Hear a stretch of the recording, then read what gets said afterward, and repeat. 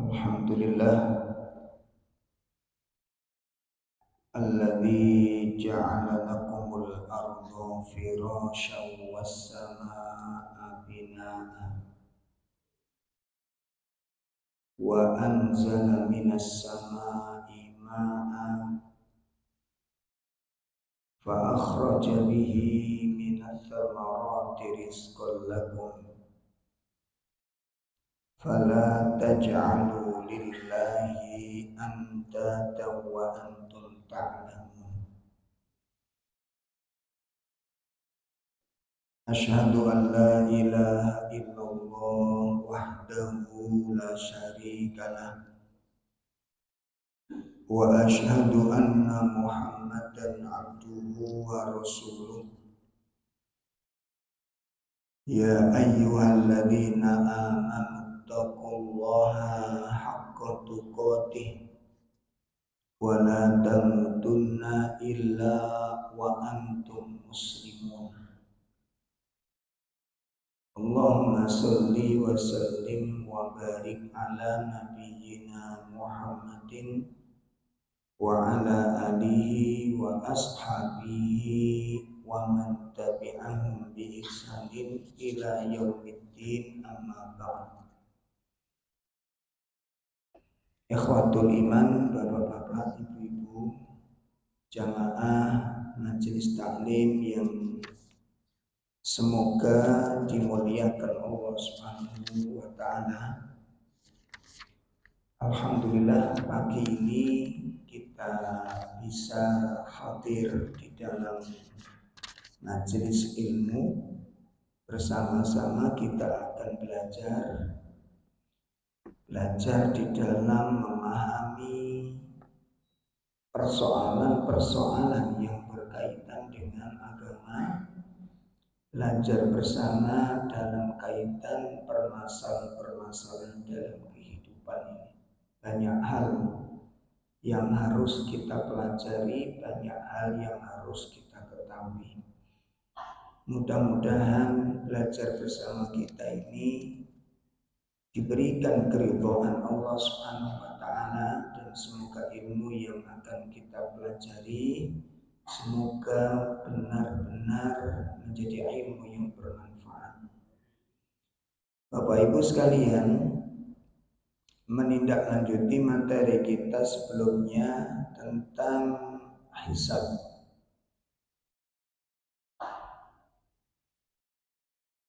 Di tafsir surah Al-Hasr kemarin,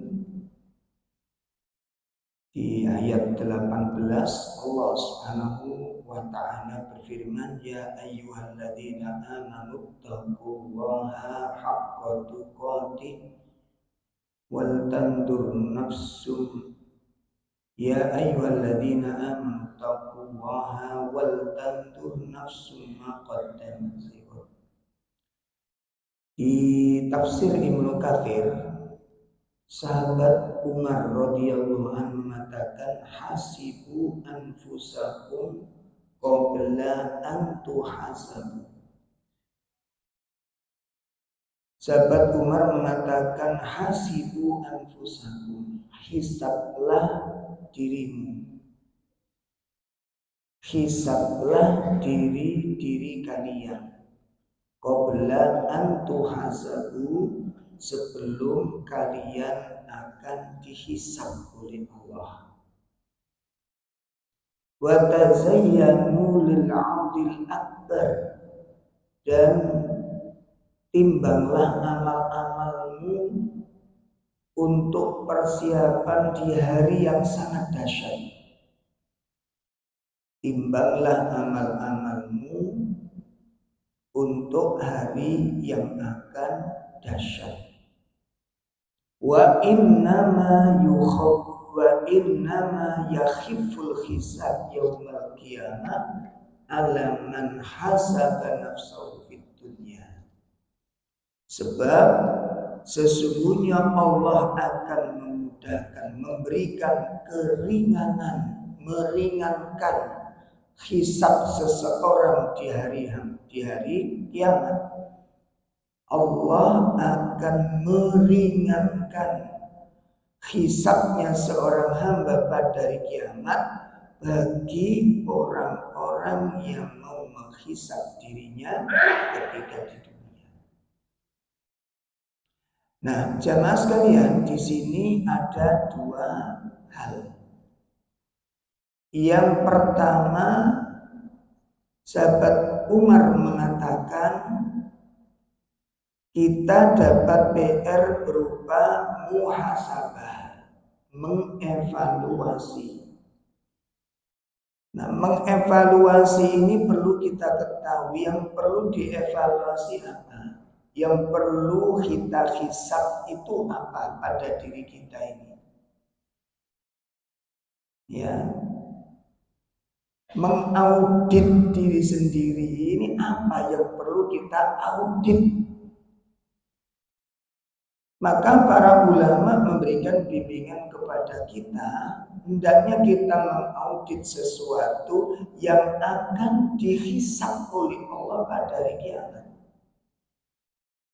Sehingga kita punya persiapan-persiapan sebagaimana persiapkan jawaban dengan apa yang akan ditanyakan. Jadi seperti dinasihatkan oleh Imam Fudail bertanya pada seorang, apa Anda yakin saat kembali kepada Allah nanti Anda ditanyai sesuatu? Itu pertanyaan Imam Fudail kepada seorang, apakah Anda yakin saat kembali kepada Allah Anda akan ditanyai sesuatu? Maka orang itu mengatakan, na'am, kami yakin ketika kami kembali kepada Allah, kami akan ditanyai dengan sesuatu. Saya yakin saya akan ditanya oleh Allah tentang sesuatu. Apa kata Imam Fudail? Ya. Kalau Anda yakin Anda akan ditanyai sesuatu, falyu'id, maka siapkan jawabannya.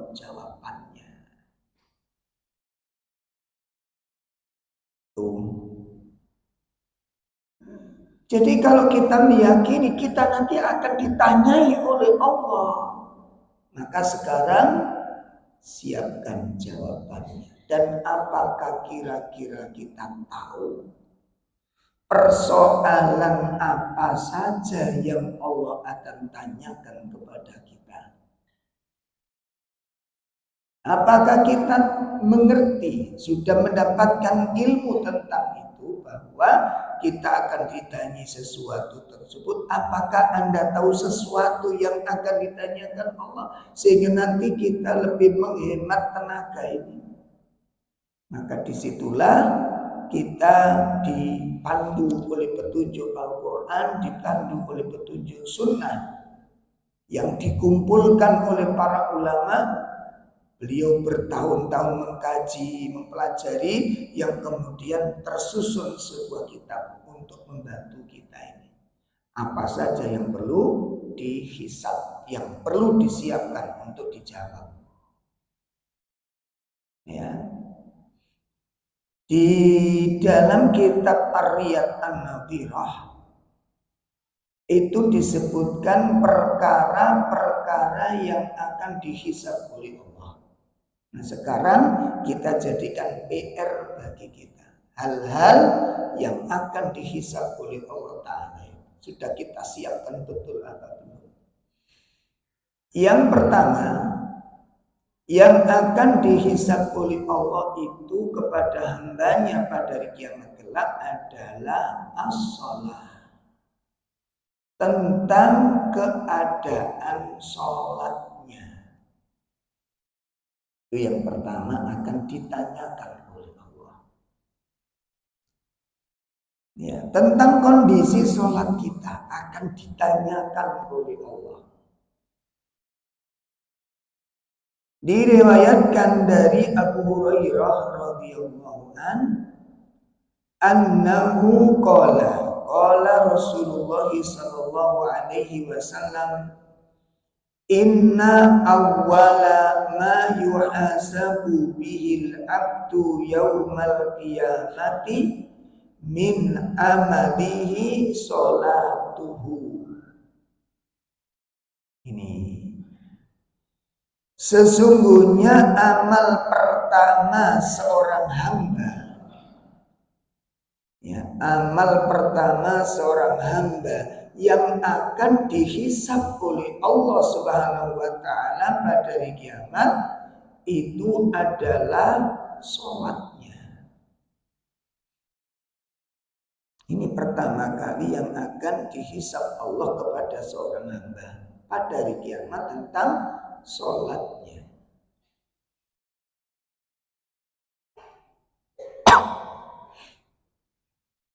Fa'in soluhat jika sholatnya baik, faqad aflah maka sungguh dia akan beruntung, wa anjaha dan dia akan selamat. Ini yang pertama disebutkan oleh Nabi, apabila sholatnya baik dia akan beruntung dan dia akan selamat. Namun wa in fasadat, apabila sholatnya rusak, khoba maka dia akan gagal mendapatkan keberuntungan, dia gagal mendapatkan keselamatan, berarti dia akan menderita. Wa khasira dan dia akan menjadi orang yang paling rugi.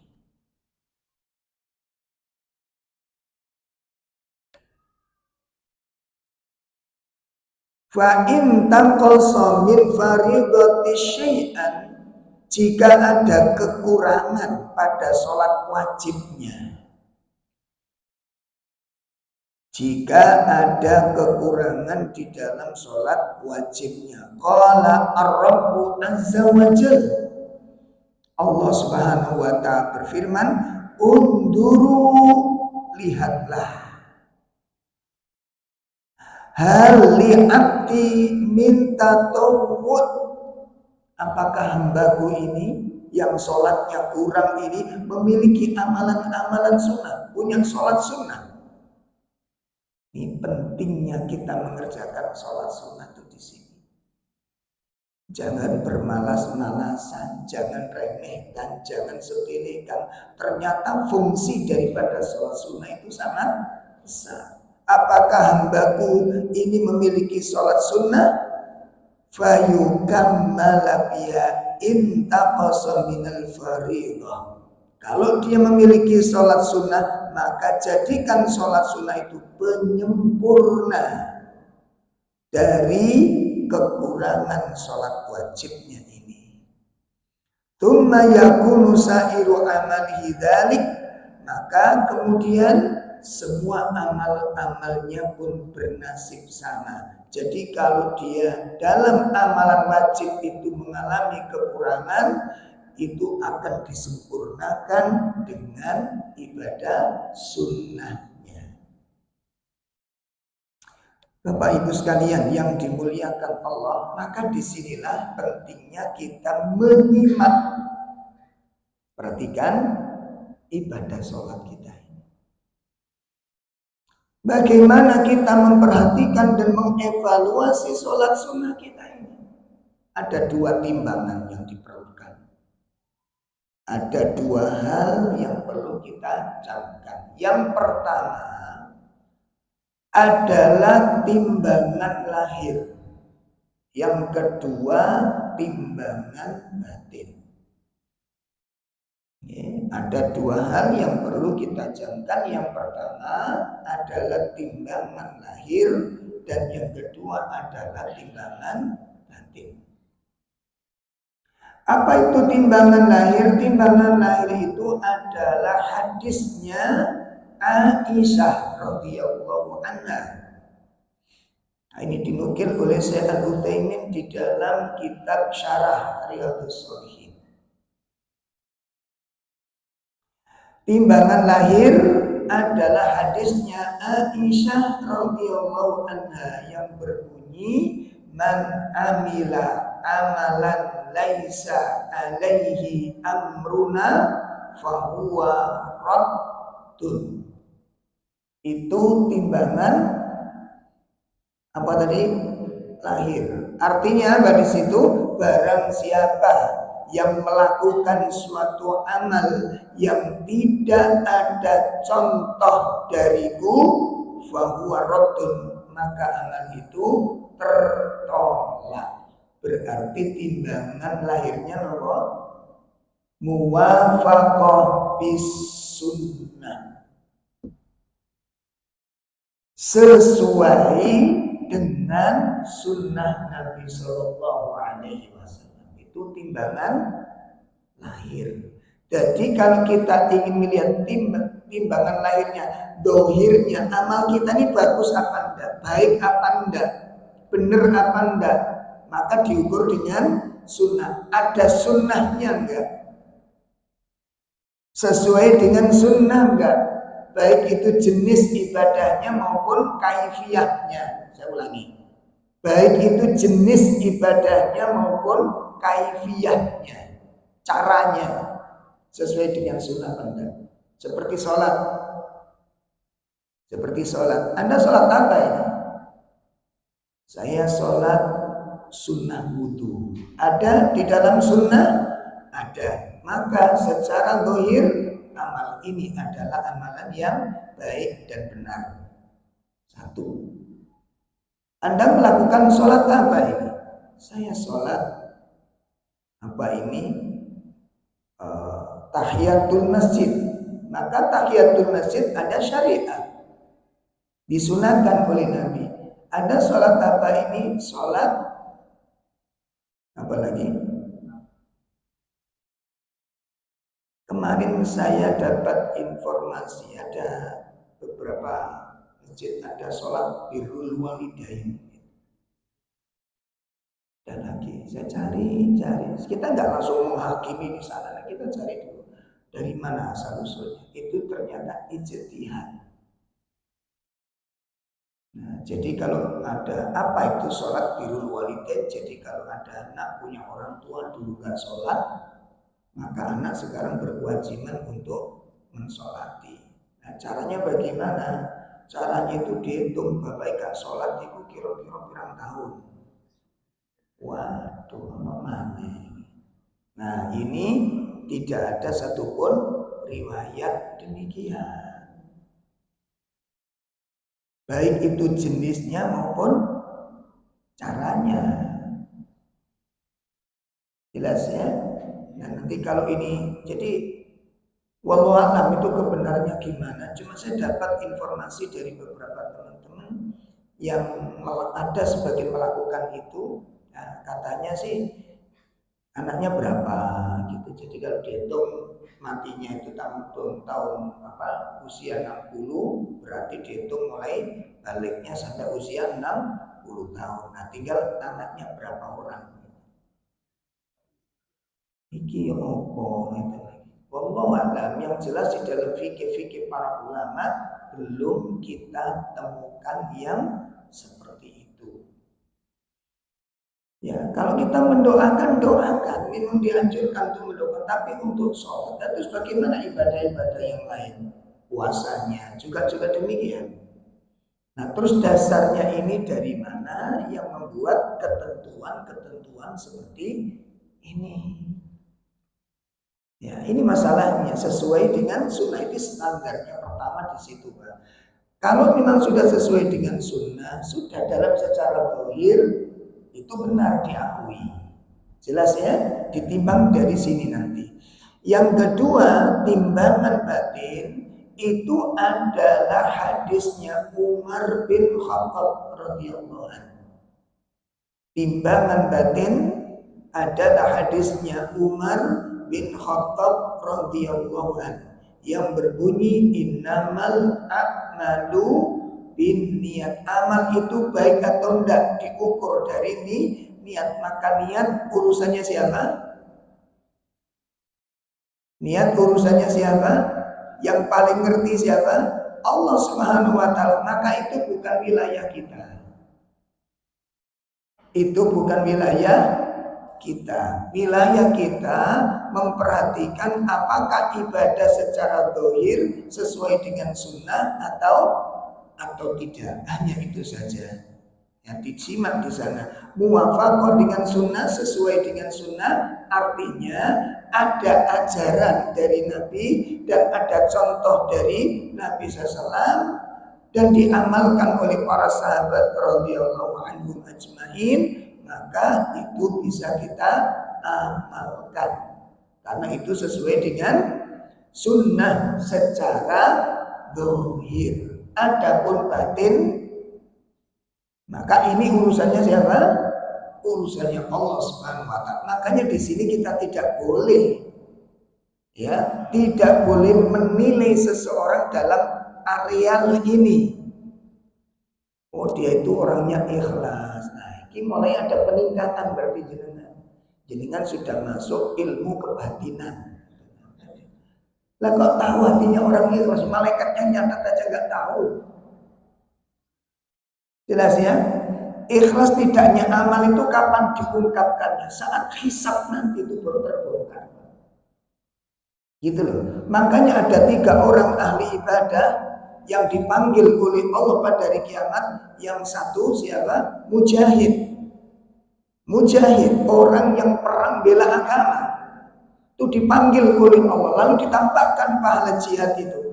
Dan orang yang mati jihad ini, meninggal karena jihad ini pun mengakui bahwa pahala yang ditampakkan Allah itu adalah miliknya, bagiannya. Lalu ditanya oleh Allah, apa yang sudah kamu amalkan sehingga engkau merasa memiliki pahala yang aku tampakkan? Maka dia pun bercerita kronologis kematiannya, perjuangannya, pembelaannya kepada agama itu. Di saat dia sudah menceritakan kronologisnya, pengorbanannya, perjuangannya, ditutup dengan satu firman dari Allah, kadzabta, engkau dusta. Baru terbongkar antara ikhlas dengan tidak. Kita pun begitu nanti. Ya, makanya sekarang kita boleh silakan berpura-pura jadi orang baik, silakan. Silakan. Tunjukkan, oh saya ini orang baik, silakan mengaku saja, usah dilarang. Tidak ada larangan dalam pengakuan. Silakan mengaku kita soleh, kita baik, kita lurus, kita jujur, silakan. Tapi itu akan diputuskan di hadapan Allah. Tidak ada yang tersembunyi bagi Allah Subhanahu wa taala. Makanya pesan-pesan para ulama apa diantaranya seperti nasihat Imam Abu Hazm kepada muridnya. Apa katanya? La yahurrannaka ya hilal katratus sana'in nasi alaika. Hai Hilal. Hilal itu muridnya Imam Rabi, maaf ya, bukan Imam Abu Hazm. Imam Rabi menasihati muridnya, la yahurrannaka, jangan engkau tertipu, jangan engkau terperdaya, hai Hilal, katratus sana'in nasi alaika, dengan banyaknya manusia yang memujimu, banyaknya manusia yang menyanjungmu. Jangan kamu tertipu dengan banyaknya orang yang mengagumimu. Kenapa? Li'annahum, karena sesungguhnya mereka manusia-manusia yang mengagumimu, yang memujimu, la ya'lamuna, tidak mengenalimu, tidak mengetahui hakikat dirimu, illa dhahrika, kecuali mengetahui dohirmu, batinmu mereka nggak tahu. Nah, ini salah satu hal penting untuk kita camkan. Termasuk niki Pak, ngapunten. Barangkali nanti bapak-bapak, ibu-ibu bawa cucu, bawa anak, terus ketemu teman-teman ditanya, siapa nih Bang? Anak saya yang kesekian. Oh, Masya Allah. Terus didoain sama orang tersebut, mudah-mudahan nanti kalau besar soleh kayak bapaknya. Jenengan ngomong apa gitu? Amin. Masya Allah. Benar jenengan soleh.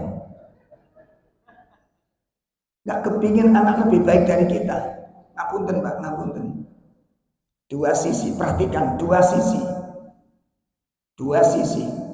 Jangan terjebak dengan banyaknya pujian pada manusia. Kenapa tadi?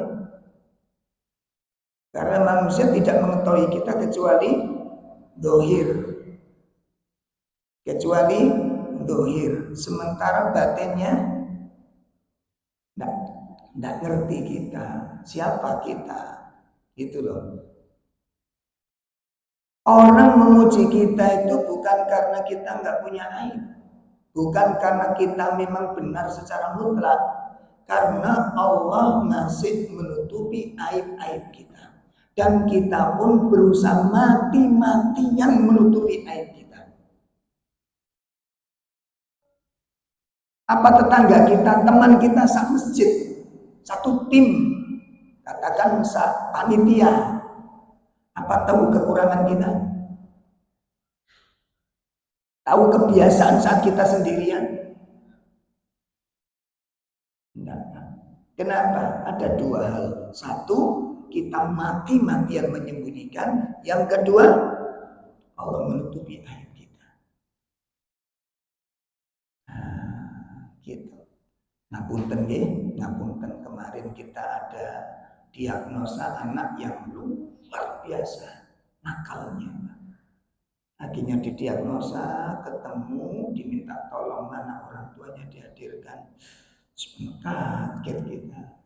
Ternyata Pak, hobi nonton video wanita mandi.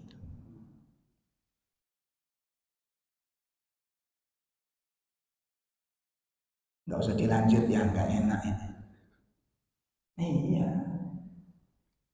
Kita sudah menjadi begini. Jaminan kita kalau sendirian baik. Jaminan kalau sendirian kita baik. Tidak jalan. Kita sering melakukan hal-hal yang tidak benar. Baik. Maka kita perbaiki diri di situ. Baik, kita fokus kepada materi tentang sholat.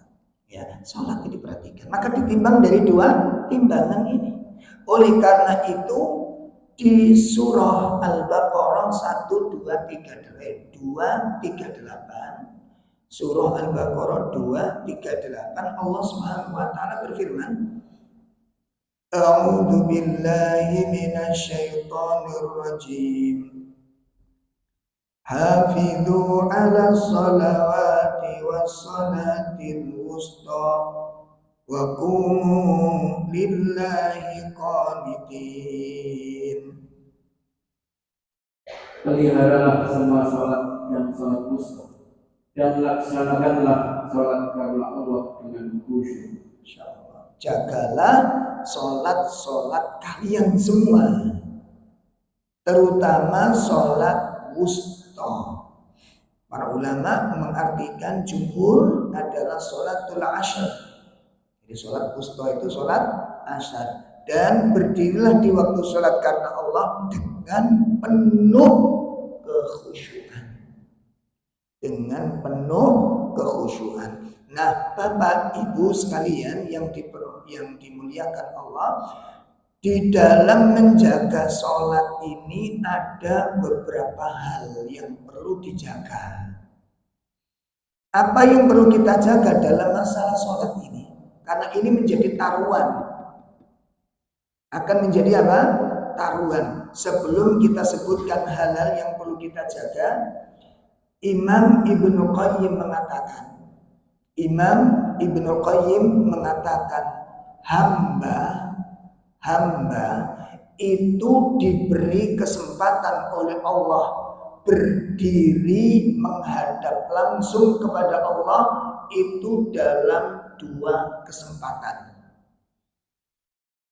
Saya ulangi, hamba diberi kesempatan oleh Allah berdiri dan menghadap langsung kepada Allah itu dalam 2 kesempatan. Kesempatan yang pertama adalah berdiri menghadap Allah secara langsung pada saat sholat. Itu kesempatan pertama.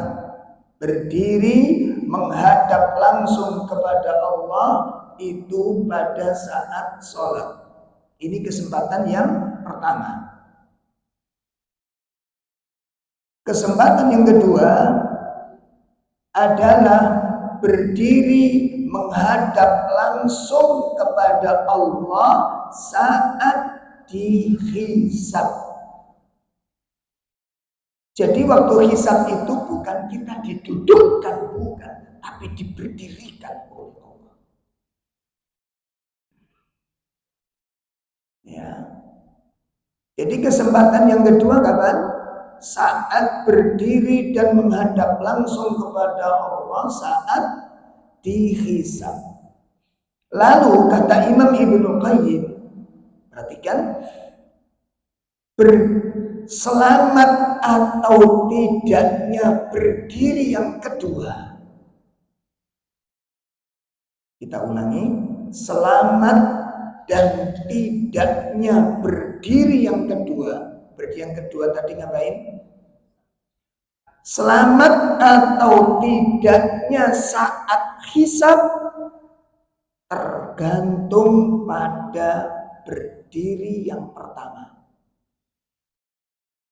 Selamat atau tidaknya berdiri yang kedua tergantung pada berdiri yang pertama. Berarti kesimpulannya apa?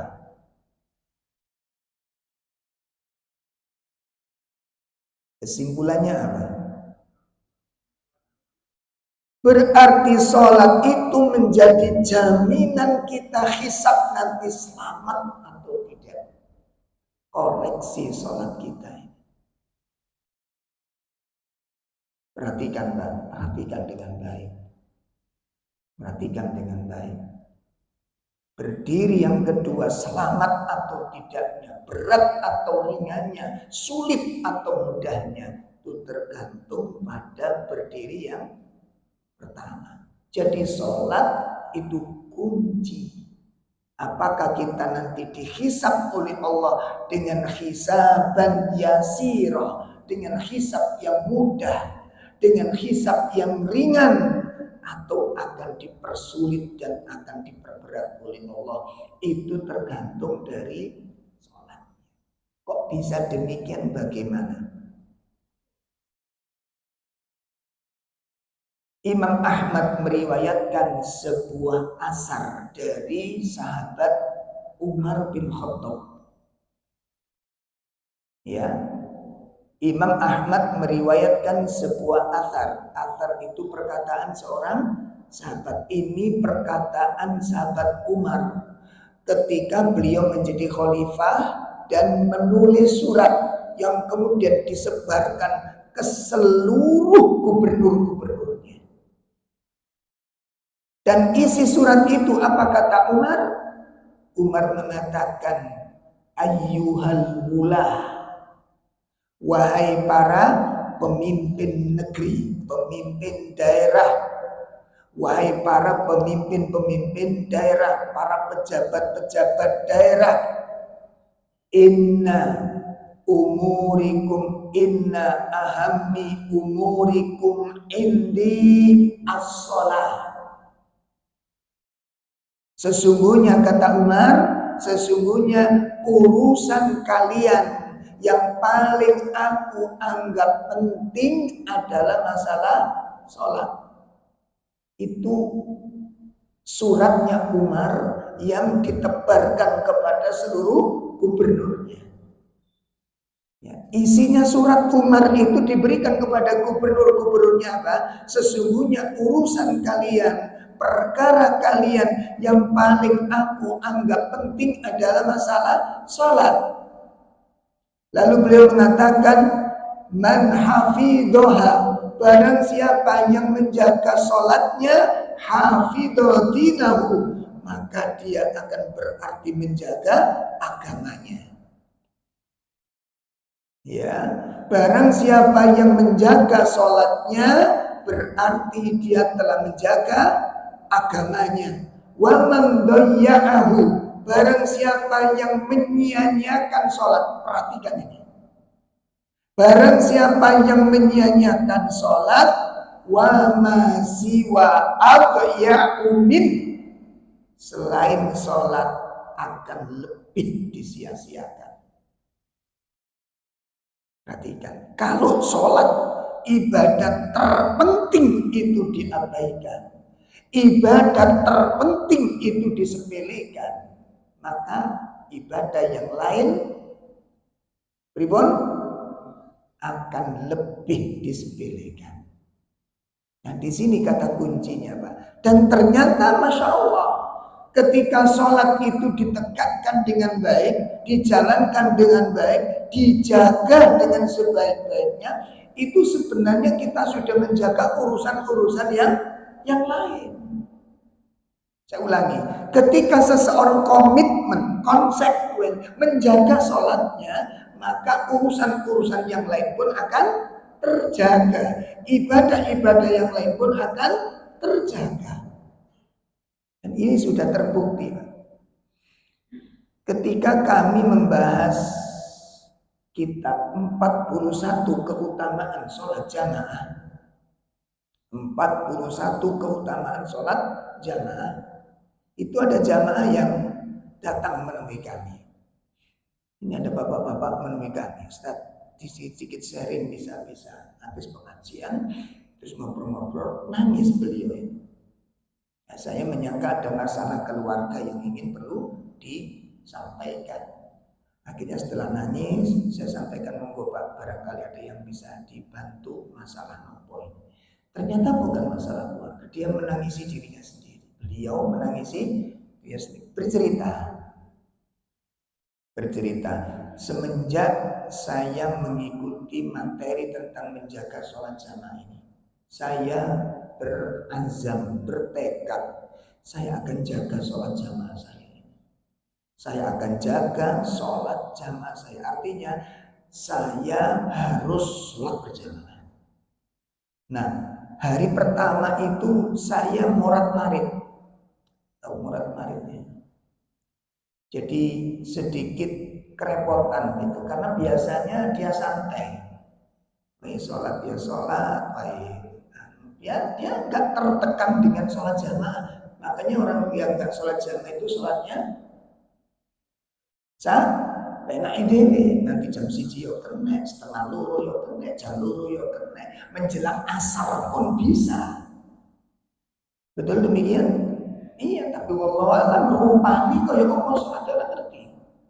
Ini beliau cerita demikian. Begitu saya berazam untuk menjaga sholat jamaah, itu saya hari pertama, hari kedua, ketika niku marat-maritnya itu karena saya harus menyesuaikan.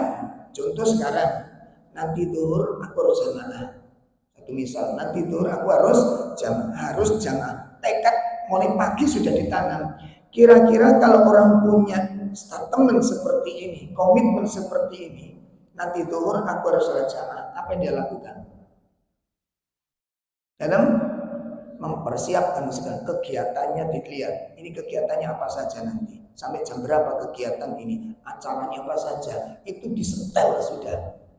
Begitu juga masuk asar, dia mengatakan masuk zuhur sudah selesai, asar aku harus jamaah. Apa yang dilakukan? Nah, hal yang sama, dia akan manajemen, dia akan menata, ya, dia akan mengkondisikan kegiatan-kegiatannya. Begitu juga setelah asar dia katakan maghrib aku harus berjamaah, isya harus berjamaah, subuh aku harus berjamaah. Itu sudah disetel semuanya. Begitu masuk hari keempat baru sadar Pak, beliau nangis sejadi-jadinya. Nangis dengan tangisan yang belum pernah dia lakukan. Apa yang ditangisi Pak? Sadar dan dari usia yang sudah lewat 60 ini, saya baru 3 hari serius di dalam beragama. Itu yang ditangisi. Saya dalam usia yang sudah lewat 60 tahun ini, baru 3 hari ini saya serius dalam beragama. Nangis sejadi-jadi. Coba bayangkan ini. Yang dijaga sholatnya, yang kena yang mana? Semua urusannya terjaga. Semua urusannya tertata, termanajemen. Ada waktu-waktu yang diperhatikan. Nah, mestinya seorang muslim itu punya manajemen yang seperti ini. Jadi hidupnya itu tertata, rapi, kegiatan-kegiatannya jelas. Sehingga nanti kalau bapak-bapak ngapunten ya, kalau kita sudah punya amalan-amalan pembiasaan dan itu amalan harian kita, nanti kalau ada yang hilang, itu tahu. Gitu loh.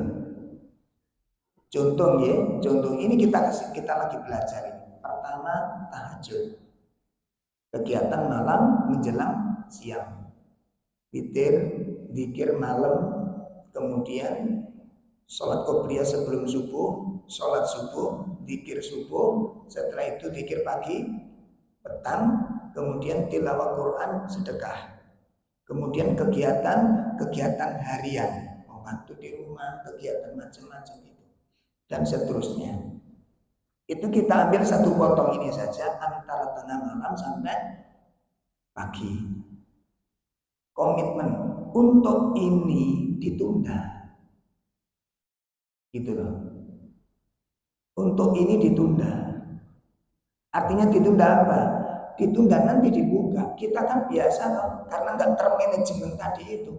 Pagi buka WA, turun maca Quran, buka WA bisa. Masalahnya, kalau kemudian ada hari-hari, sehari, 2 hari nggak baca Quran, permasalahannya merasa kehilangan sesuatu nggak? Merasa kehilangan nggak? Kenapa tidak merasa kehilangan? Karena tidak merasa punya. Karena nggak merasa punya suatu amalan, sehingga sesuatu yang hilang nggak terasa dia. Jelas ini Pak? Sedekah juga demikian. Pertanyaannya Pak, pertanyaannya, kenapa waktu itu tidak baca Quran? Apa yang menghalangi?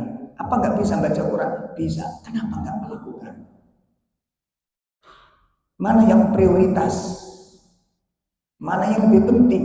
Sehingga itu persoalan pertama, tidak merasa kehilangan. Karena tidak merasa punya. Yang kedua, merasa sedih enggak? Ketika sesuatu hilang ini, merasa sedih enggak? Kalau tidak merasa sedih, ngapunten, berarti sesuatu ini mungkin tidak berharga dalam pandangan kita.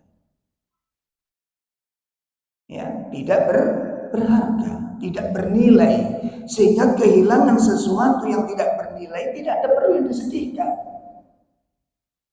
Orang kehilangan, makanya kasih contoh, ibu kehilangan gelang karet. Sak gendel isini 20 hilang, gak masalah. Kenapa? Gak ada nilai. Tapi kalau kehilangan gelang emas harga 50 juta, apa yang terjadi? Hah? Sedihnya berapa hari? Itu Masya Allah, ditolak, diwala-walik itu ya. Kasih kamar-kamar, diure-ure, dompet-dompet, tas-tas, bantal-bantal, baju-baju, diure-ure semua untuk mencari sesuatu yang dianggap berharga. Pak, baca Quran itu dihargai berapa?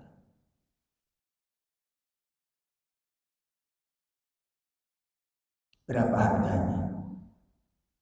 Kita sekarang sekarang nih, santai-santai aja enggak apa-apa. Itu penyesalannya. Kita akan membayar dengan penyesalan yang luar biasa. Persoalannya kan di sini. Problemnya di sini, ya. Maka simak dengan baik. Nah, kemudian berikutnya, apa yang perlu kita jaga di dalam masalah sholat kita ini sebagai korelasi dari surat Al-Baqarah 238 supaya nanti kita bisa mensikapi di dalam hisab dengan sholat ini. Ya, jadi ngapunten ojo angger sholat, sing penting kewajiban selesai, diterima gak diterima apa jare Gusti Allah.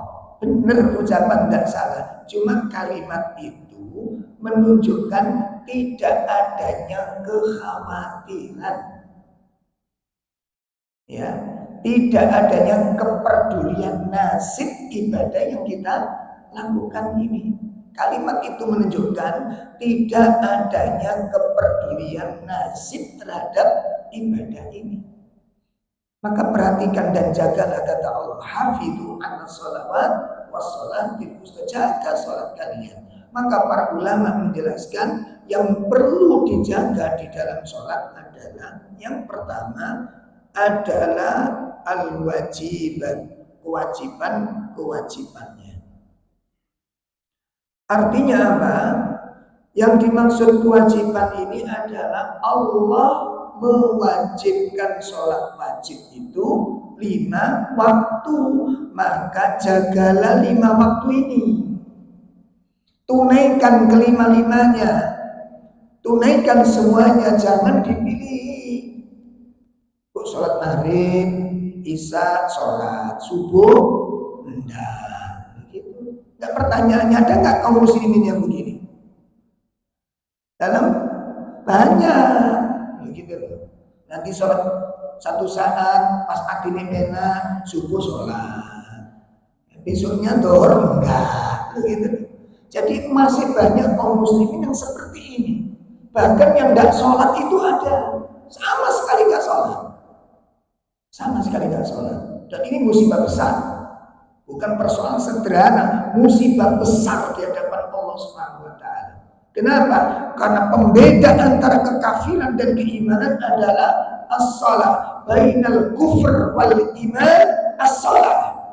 Pembatas antara kekafiran dan keimanan adalah sholat. Maka perhatikan sholatnya. Istrinya disampaikan, anak-anaknya dinasihati. Ya tidak boleh hanya orang tua saja melakukan sholat, anaknya entah kemana. Oh sudah besar-besar harus tahu. Tidak boleh, orang tua wajib mengingatkan anak-anaknya. Kalau tidak, jenengan dengan saya akan dipermasalahkan oleh Allah Subhanahu wa taala. Jelas ya? Ini yang pertama, yang perlu dijaga banyak wajibannya. 5 waktu yang diwajibkan Allah hendaklah kita jaga. Yang kedua, yang perlu dijaga dari sholat ini adalah mawaqitu, waktu-waktunya. Waktunya dijaga, jangan sembarangan, jangan teledor, jangan remehkan. Jangan remehkan. Diatur, sudah dikendaki. Tergantung komitmen Bapak ini, komitmen. Tergantung komitmen. Nah, disampaikan kepada istrinya. Makanya kalau kita komitmen, itu akan Allah berikan apa? Istri kita yang juga akan membantu menjaga kita di dalam ibadah tersebut. Ya.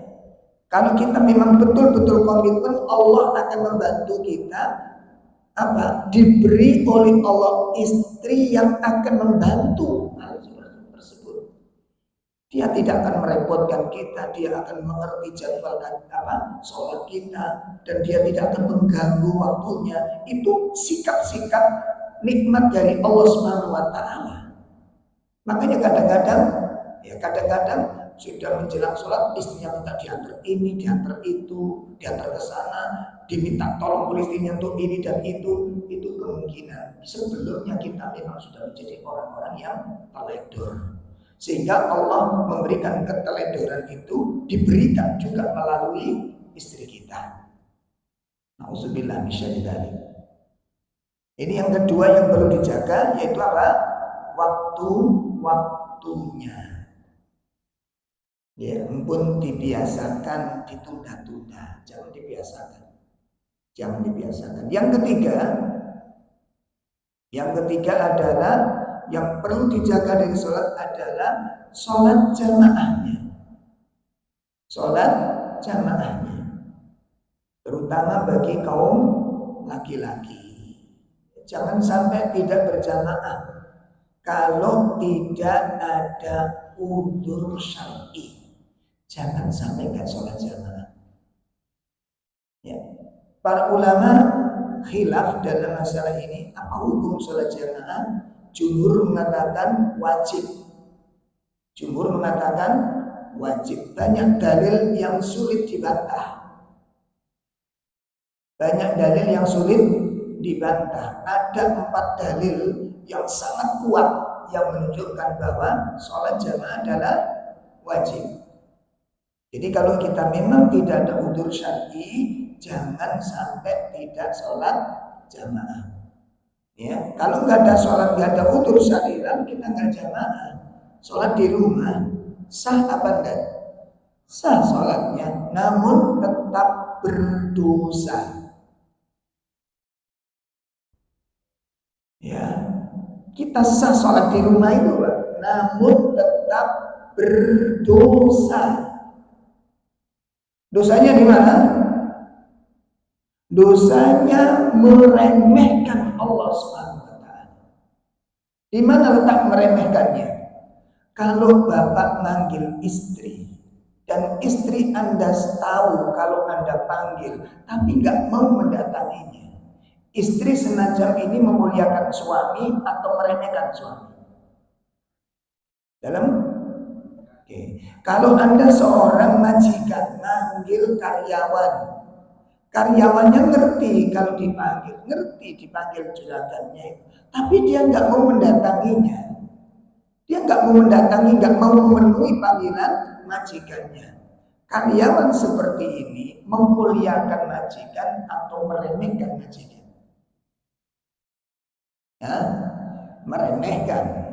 Kalau Anda sebagai seorang guru memanggil murid dan murid dengar, ngerti kalau dipanggil, tapi sang murid tidak mau mendatangi panggilan guru, tidak menyambut panggilan guru. Murid semacam ini adalah murid yang meremehkan sang guru. Di situ letak dosanya. Ini yang manggil bukan sekedar orang tua, yang manggil bukan sekedar majikan, yang manggil bukan sekedar guru. Allah Jalla wa'ala memanggil kita, dan kita tahu itu dipanggil untuk sholat jamaah, namun kita tidak mendatanginya. Maka di situ letak dosanya, meremehkan Allah Subhanahu wa taala. Jelas nih ya? Jadi jangan sampai tidak jamaah apabila tidak ada udzur. Tapi kalau memang ada udzur syar'i, maka tidak masalah. Contoh, bapak-bapak baru perjalanan jauh sampai di rumah lelah, capek, berkeringat, adzan dikumandangkan. Yuk, sholat dulu apa makan dulu? Hah? Makan, jangan sholat dulu, gak karu-karuan mana sholatnya. Makan dulu. Ini coba lihat indahnya Islam ini. Jelas ini ya. Makan dulu. Atau ada tamu besar dari keluarga besar dari luar kota baru datang, waktunya bersamaan dengan sholat. Mana dulu ini? Tamu didahulukan karena ini juga merupakan kewajiban. Dan bagaimana tamu akan mengikuti tuan rumah sementara tamu dalam keadaan lelah, dalam keadaan capek? Sakit dipahami.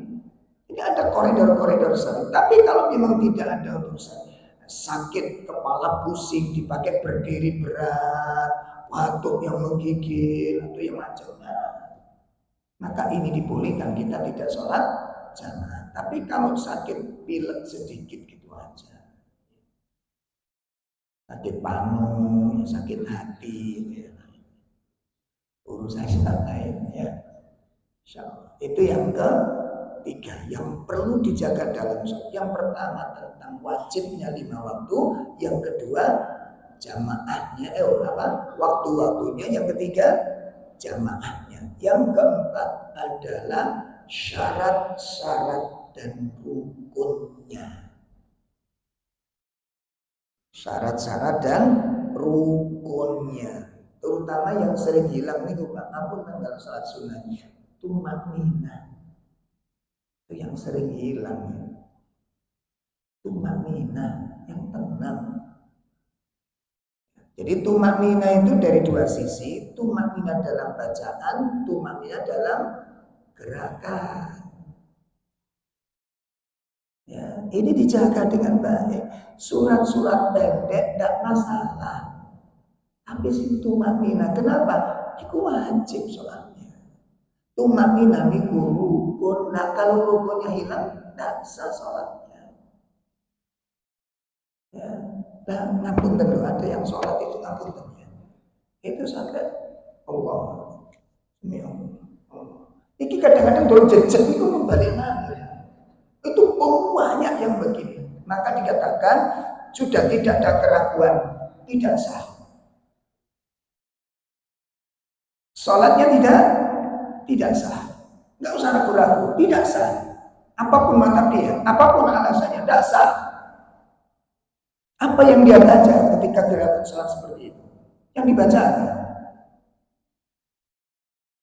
Ya coba Pak, ngapunten ini sering kali kita temukan. Ya, Allah. Allah.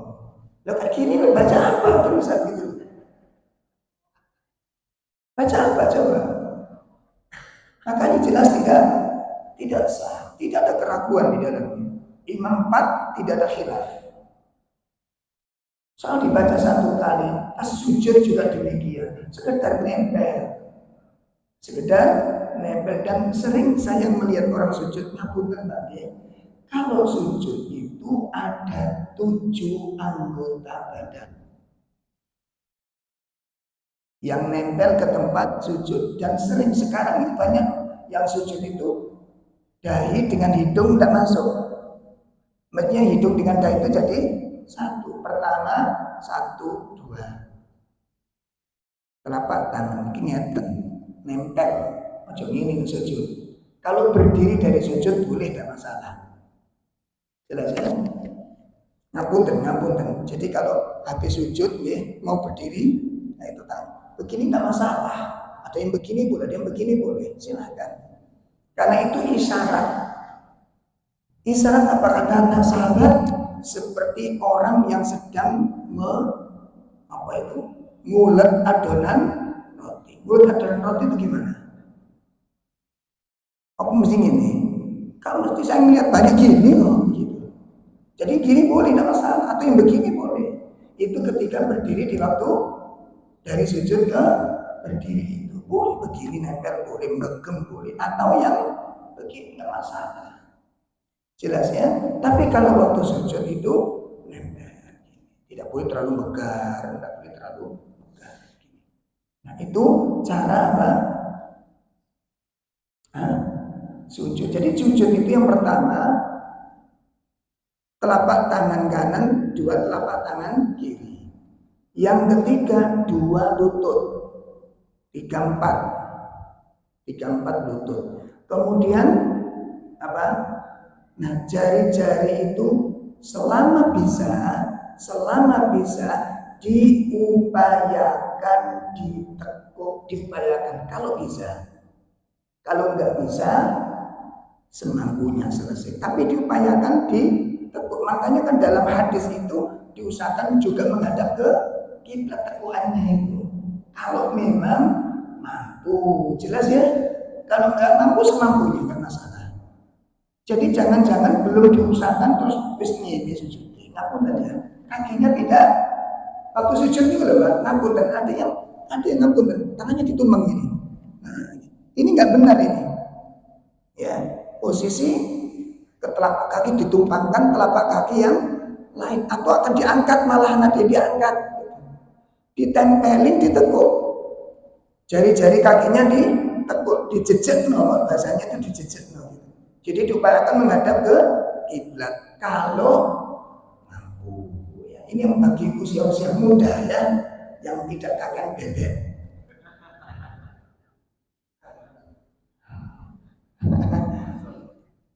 Sehingga kakek bebek ya, sehingga kena kolesterol.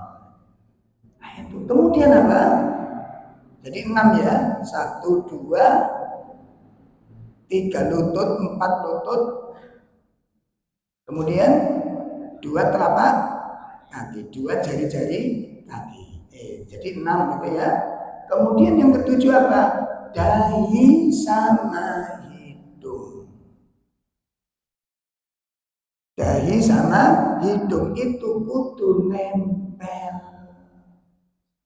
Dan sering saya lihat, itu kalau sujud niku hidungnya nggak nempel, hidungnya nggak nempel. Maka kalau sujud itu diupayakan apa? Hidungnya nempel. Nanti bisa dilihat dalam kitab Bulughul Maram tentang sifat sholat Nabi. Kitab Bulughul Maram, setelah sahabat menceritakan rukuk seperti ini, sujud seperti ini, maka disebutkan di akhir hadis itu apa? Ada sifat sholat Rasulullah. Inilah sholatnya Rasulullah Sallallahu Alaihi Wasallam. Nah, seperti itu tuh maknina ini udah dijogo. Ojo cepah ceput. Ini baca apa? Yang baca apa? Tasbih itu masih ada jejak coba. Ya, tasbih baca ruku ya. Ruku Allahu Akbar. Subhana rabbiyal. Itu sih orang waktu. Nah, kalau Allah subhanahu sami Allah. Allah. Ini baca apa? Saya tanya, baca apa ini?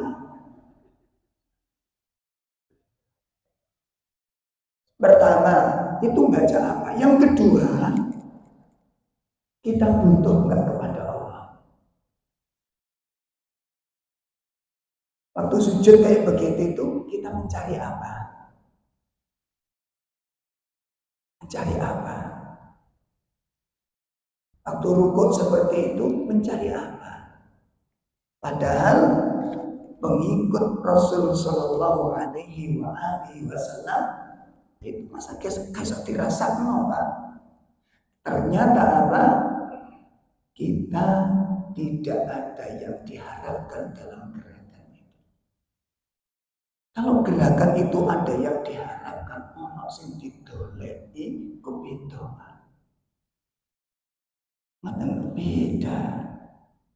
Surat Al-Fatah ayat terakhir. Surat 48 ayat terakhir. Muhammadur Rasulullah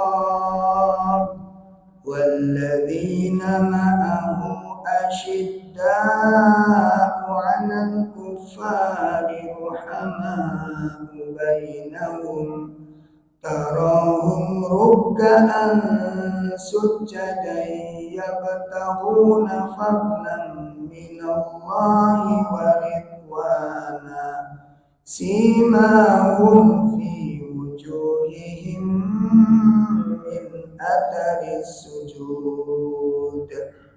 Silakan. Muhammad adalah utusan Allah dan orang-orang yang bersama dengan dia bersikap keras terhadap orang-orang kafir, tetapi berkasih sayang sesama mereka. Kamu melihat mereka rukuk dan sujud mencari karunia Allah dan keridhaannya. Pada wajah mereka tampak tanda-tanda bekas sujud. Cukup. Kita lihat di situ. Ketika Allah menyebutkan sifat-sifat pengikut Rasulullah SAW. Satu, bersikap tegas kepada orang-orang kafir. Ini perlu dikaji, Pak. Ojo sembarangan mempraktekkan ayat ini. Jelas? Jelas? Kafir yang bagaimana? Engkono tunggu sampean wong Nasrani gak ditolak belas. Saking pundi, Pak? Gak direken. Ini nggak benar. Kenapa? Praktekno ayat ini jadi. Orang kafir yang bagaimana? Terus sikap keras itu yang bagaimana? Jadi ada beberapa hal yang perlu dikaji secara dalam, tidak bisa ditelan secara apa? Mendah. Contoh, kalau kamu berpapasan dengan orang kafir, pepetlah dia. Ojo dikedan, lah tahunan namanya. Iki nggone di kapan ayat ini dipraktekkan dan asbabun nuzul ayat itu gimana gitu loh. Ojo ngawur ngoten praktek ayat ini. Jelas nih Pak, termasuk kerja-kerja yang di pabrik orang kafir, mulai nggawe barang pabrik. Jadi alasannya iki pabrik wong kafir. Ada apa enggak? Teko saya wong ini. Enggak boleh, haram hukumnya. Termasuk surat dokter.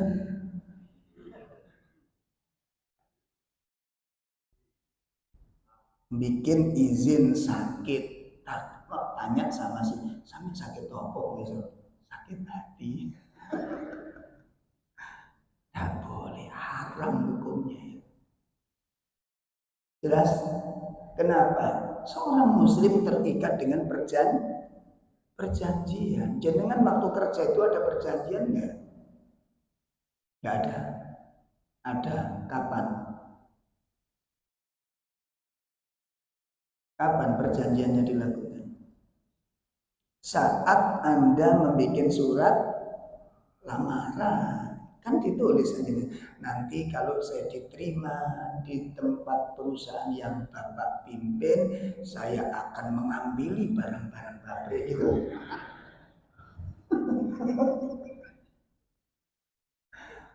Haram hukumnya dengan Bapak. Oh ini malah orang kafir, haram hukumnya. Kenapa? Perjanjian itu dijaga umat Islam. Jelas ya? Termasuk ceklok. Titip koncone jam itu sampai teko jam ngisin-ngisin. Tidak boleh pun ya. Kita kembali kepada sholat, masalah sholat ini. Jadi konsepnya apa tadi Pak? Ini kita lihat. Yang pertama ya sikap tegas. Yang kedua mereka saling berkasih sayang sesama kaum muslimin. Yang keempat, yang ketiga apa?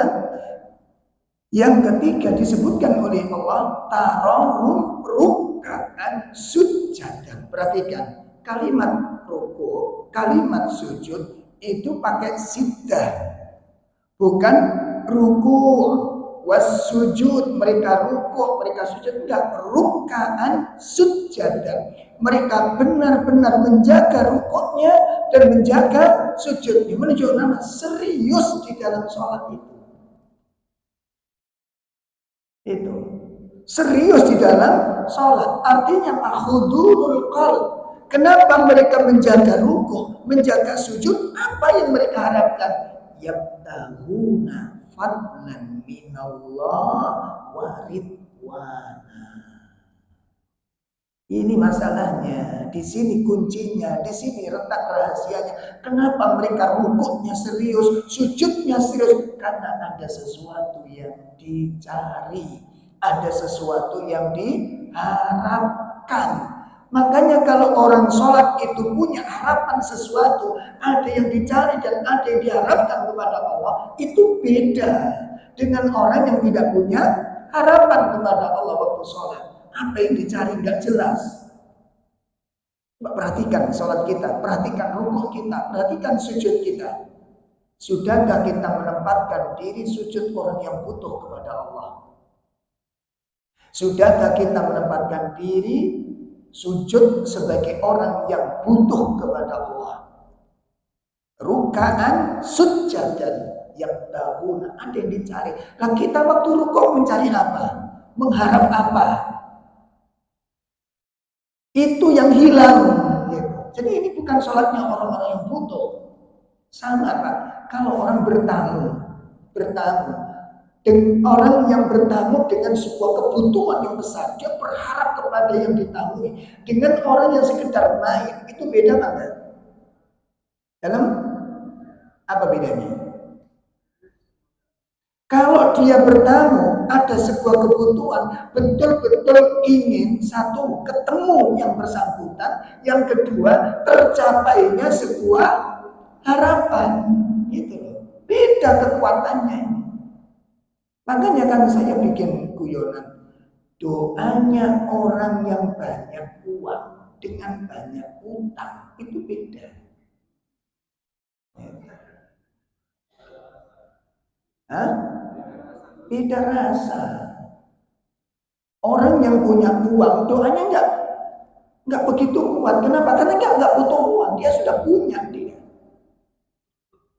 Beda dengan orang yang banyak utang, doanya kuat. Makanya supaya doanya kuat,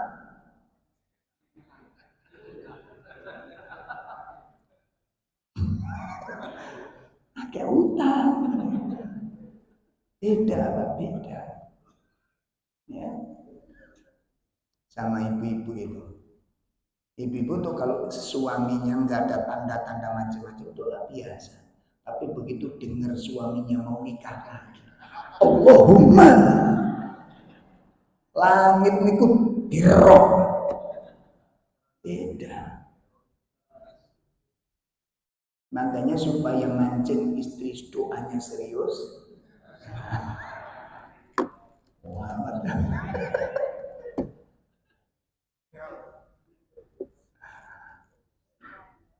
Hajat, kebutuhan itu menjadi ruhnya sholat. Namun ya, itu yang beberapa tadi yang perlu dijaga dalam sholatnya. 4, ya. Apa tadi? Syarat dan rukun diperhatikan. Tumak nina. Orang nggak tumak nina nggak sah sholatnya, nggak ada keraguan, nggak sah, nggak ada khilaf di antara para ulama. Ya. Kemudian yang kelima yang perlu dijaga dalam sholatnya adalah konsentrasi, dan ini yang paling banyak menelan korban.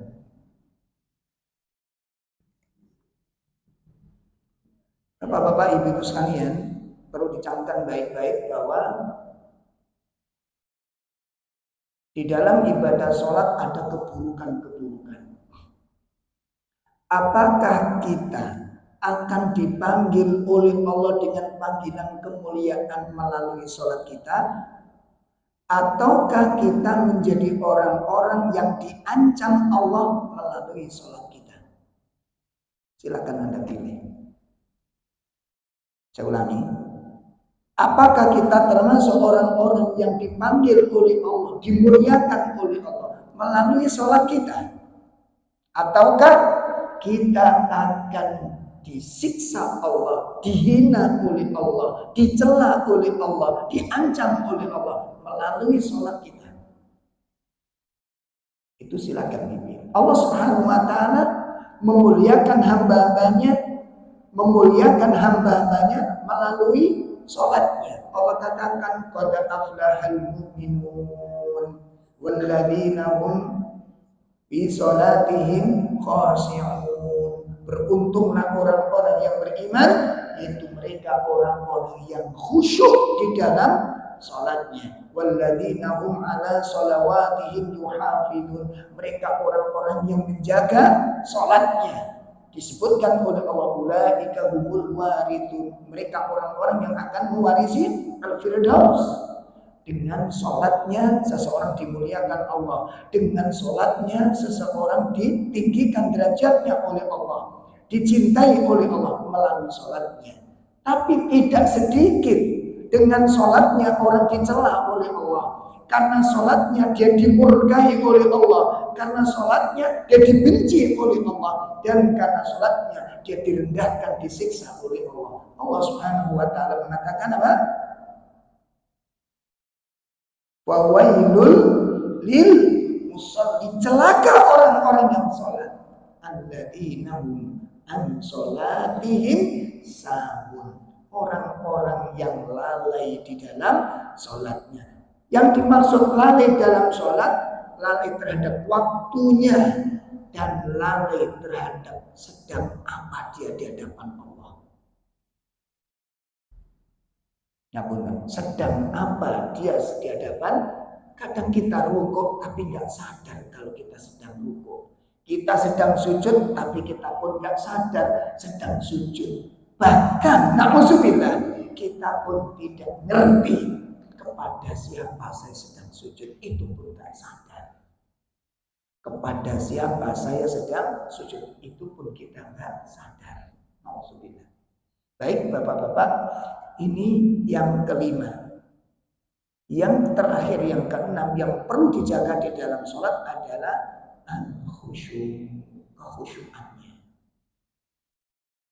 kekhusyukannya. Maka kalau kita ingin mempersiapkan pertanyaan tentang sholat yang akan dihisab oleh Allah, maka lihatlah 6 perkara ini.